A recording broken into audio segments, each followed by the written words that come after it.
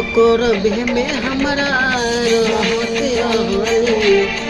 क्षण भर जुदाई ना सहते रहली हो कब करबे में हमरा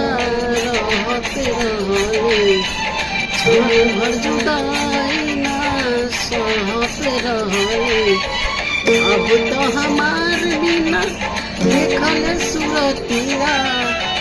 अब तो हमार बिना देखल सूरतिया हो जाता कैसे बिहान जाए चंदा ले आब खबरिया जाए चंदा ले आब खबरिया कैसन